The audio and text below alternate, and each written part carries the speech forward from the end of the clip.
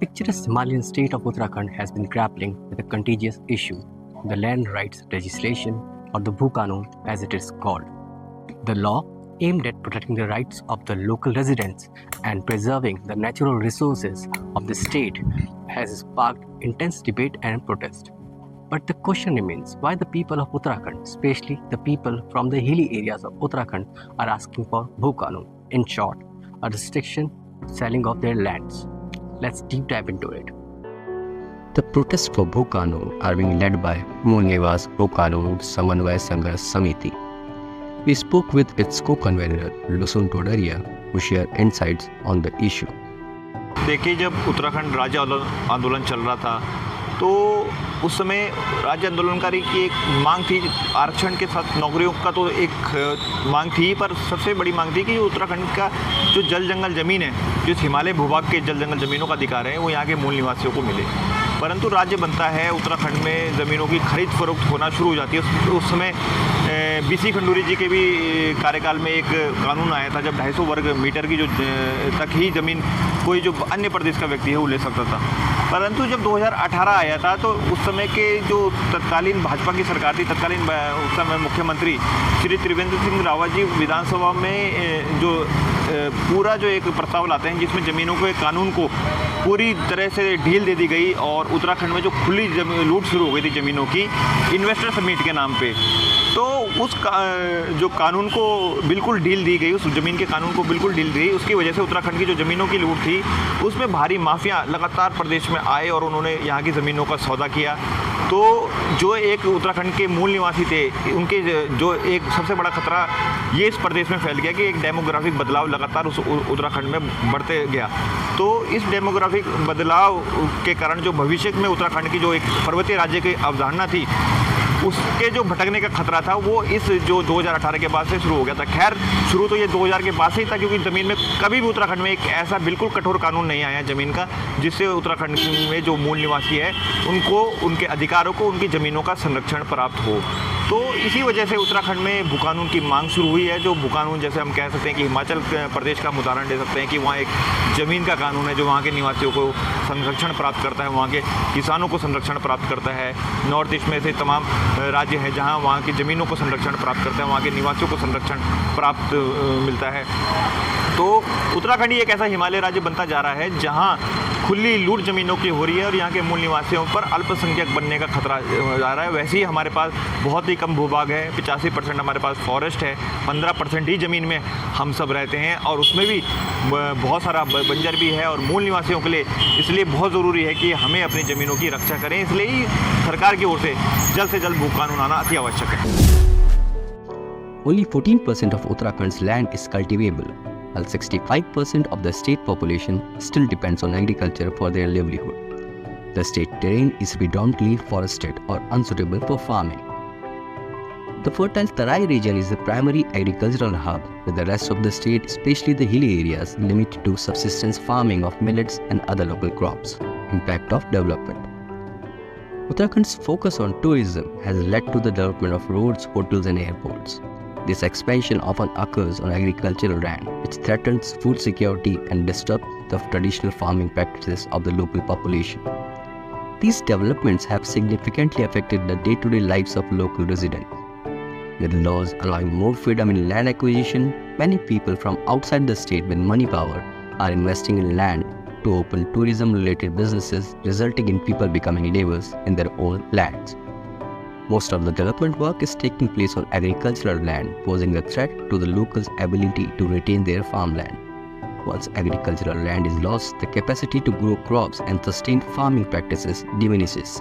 Traditional seeds that are climate resilient risk being lost due to increased development of farmlands.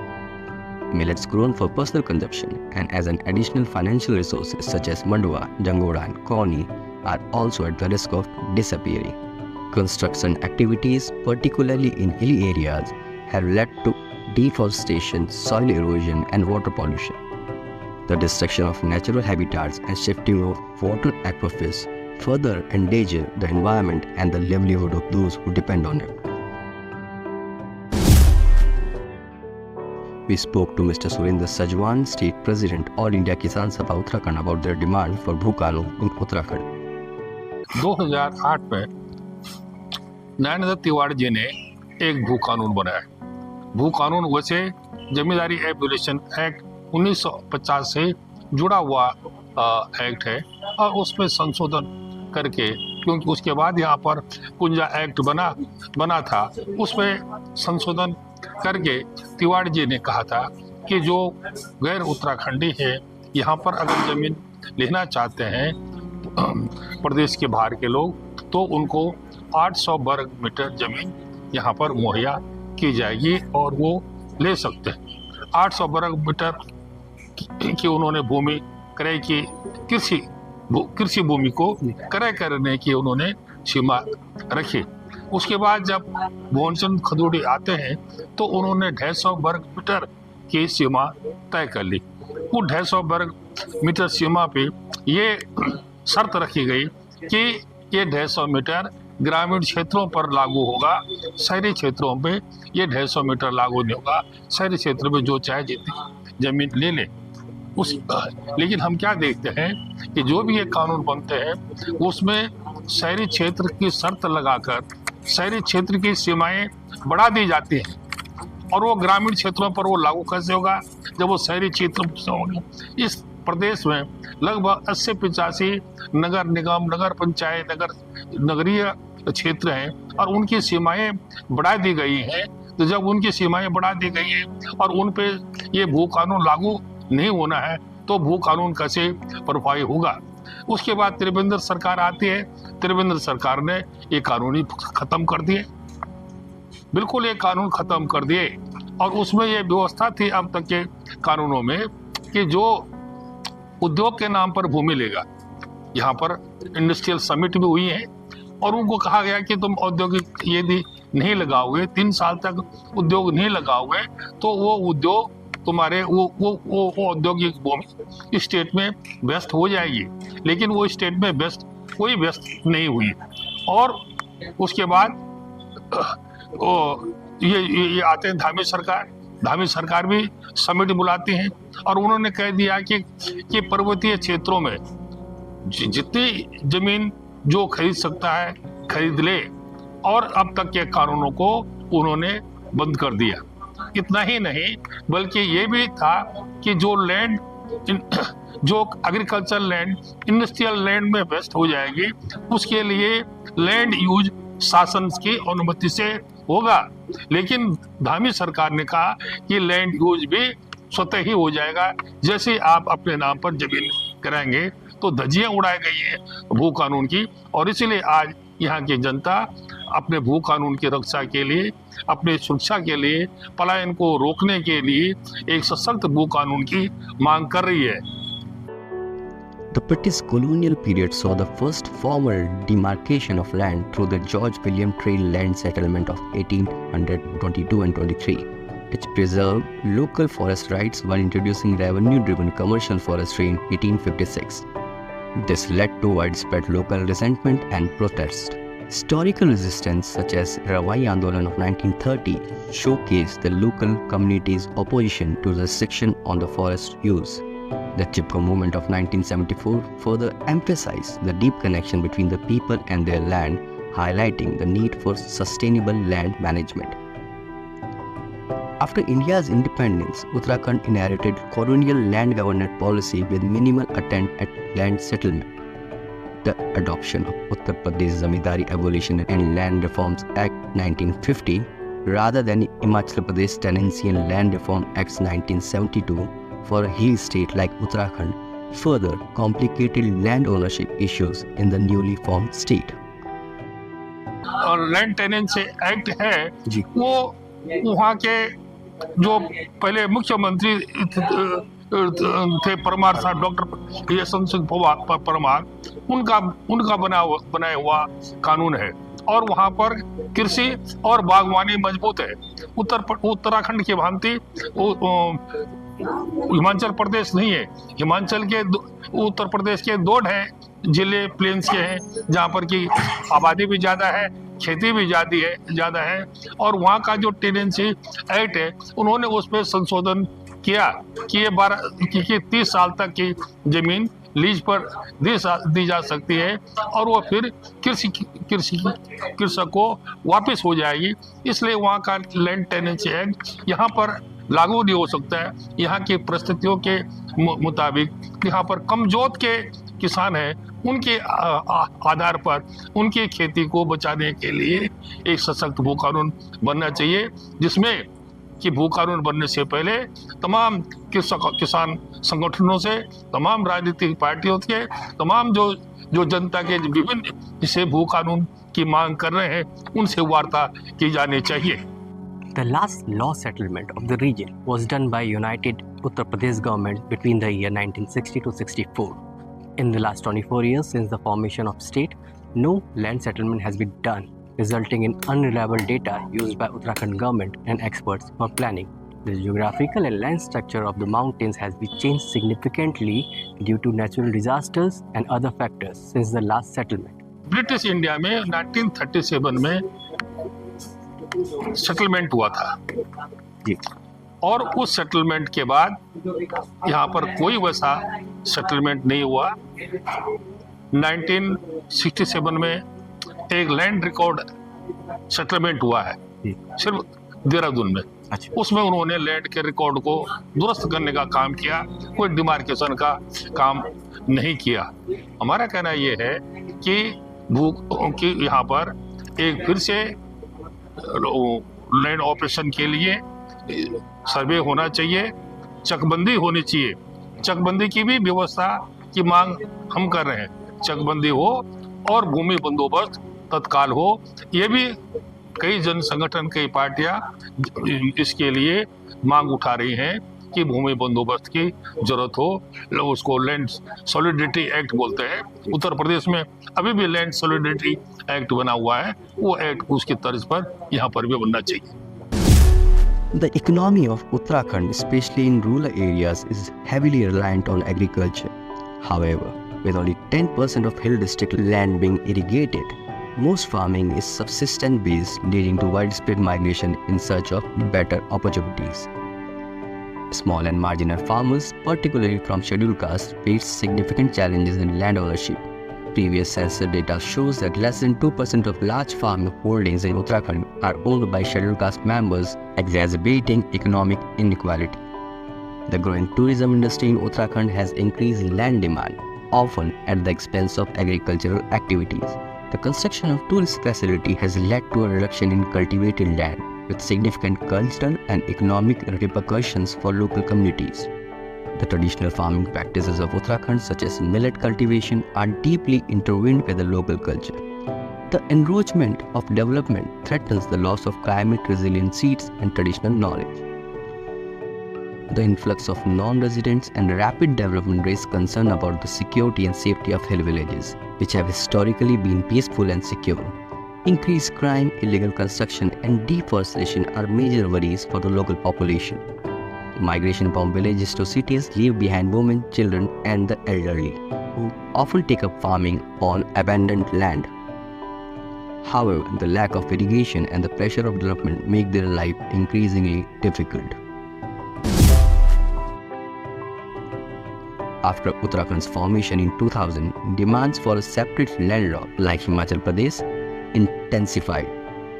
Himachal's 1972 Tenancy Land Reform Act restricted land sale to non-agriculturalists. A 2018 amendment removed the ceiling on land sales to outsiders, sparking protest. Activists continue to call for land laws similar to Himachal's to protect their local interests. In 2003, the Uttarakhand government established a high-level committee to review the Bhu Kanun. The committee's recommendations are awaited with hopes of striking a balance between protecting local interests and fostering sustainable development. को लेके हिमाचल की तर्ज वाला भू कानून की हमारी कभी मांग नहीं रही, क्योंकि उत्तराखंड की एक अलग अपनी एक भौगोलिक परिस्थिति है, अलग हमारी डेमोग्राफी है, अलग हमारी संस्कृति है। क्योंकि हिमाचल में जो भू कानून आया था वो 1972 में आया था, Himachal Pradesh land and tenancy act जो उस समय हुआ था, जिसमें धारा 118 का प्रावधान जोड़ा गया था, जिसमें कृषक ही एक कृषि आधारित ज़मीन खरीद सकता है, गैर कृषक नहीं खरीद सकता। तो वो हिमाचल के ज़मीन का कानून एक हमारे लिए रेफरेंस पॉइंट हो सकता है पर सिर्फ और सिर्फ हिमाचल का पूरी तरह से कॉपी हमारे ज़मीन का कानून नहीं हो सकता, क्योंकि कुछ हिमाचल प्रदेश के उसमें भी लूप होल हो सकते हैं जो अध्ययन किया जा रहा है। तो उत्तराखंड में की अलग अभी परिस्थिति है, वर्तमान की जो परिस्थिति है उसके हिसाब से, क्योंकि उत्तराखंड में भूमिहीन जो हमारे मूल निवासी हैं वो बहुत भूमिहीन की संख्या भी बहुत ज़्यादा है। तो हमें एक ऐसा भू कानून चाहिए कि जिसमें उन भूमिहीनों की भी जो संरक्षण प्राप्त हो, उनके हितों का भी संरक्षण हो, महिलाओं के हितों का संरक्षण हो, यहाँ के युवाओं के हितों का संरक्षण हो।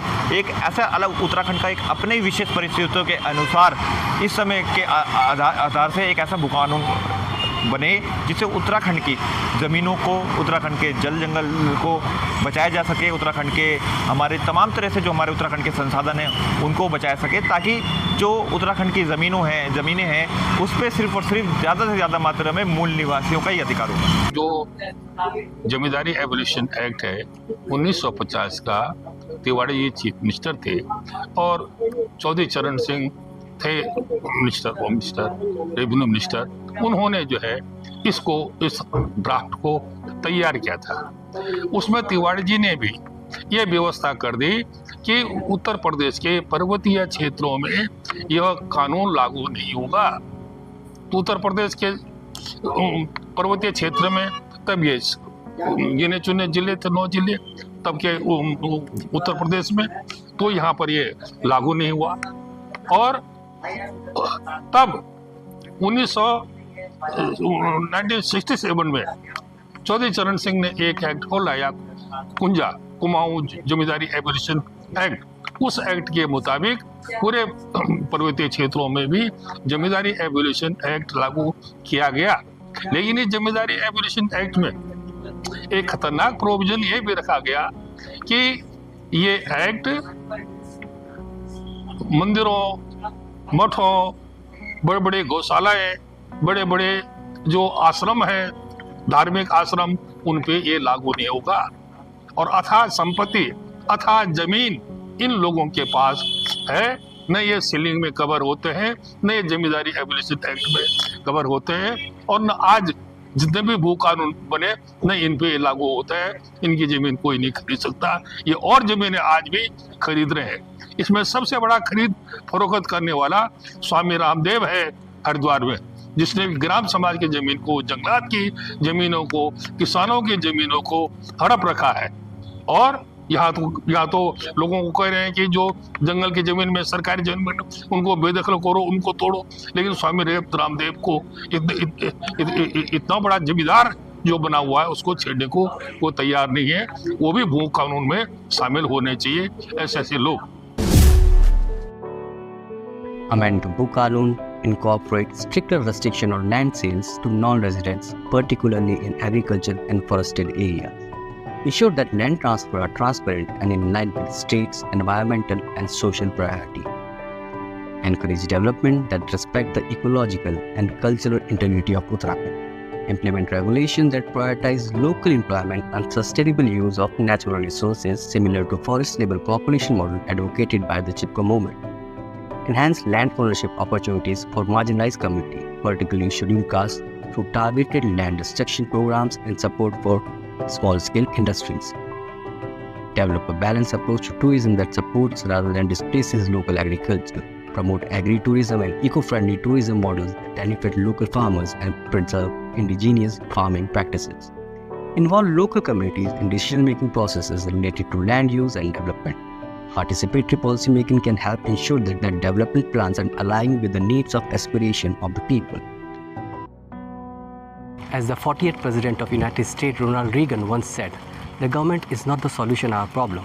The government is the problem." This rings true about Uttarakhand land laws as well. But the government must take the lead in finding the solution. The future of Uttarakhand's land right legislation hangs on balancing the preservation of its culture and environmental heritage with sustainable development. The voices of local communities, especially from the hilly areas, must be prioritized in shaping land policies. As the debate continues, the need for a strong, inclusive, and forward-looking Bhu Kanun has never been more urgent.